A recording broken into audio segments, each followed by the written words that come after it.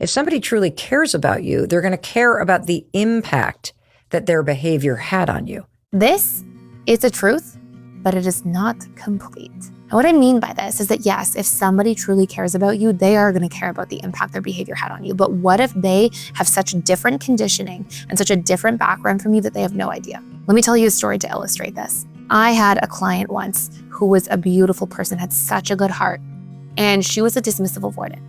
And she had a really dear friend who was a fearful avoidant. And her friend was going through a big family crisis. There was a big health challenge in her family. And my dismissive avoidant client said, I'm so worried about her. I think about my friend all the time, but I'm doing my best to try to give her space right now because I can't even imagine what she's going through and she probably just needs some space to process.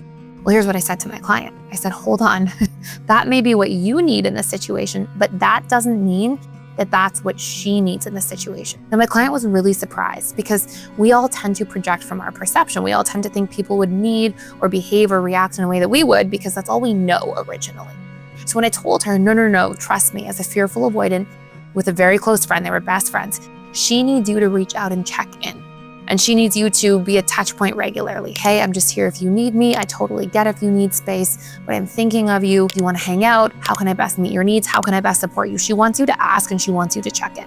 Lo and behold, my client did. She started checking in and she said her friend came to her and said, you know what? I was actually feeling really hurt originally that you weren't checking in and I noticed that changed. Thank you so much for being here for me. And my dismissive avoidant client was shocked. She was like, whoa, I would definitely respond completely differently. If somebody was checking in too much, I would be like, I just need space to process what's happening.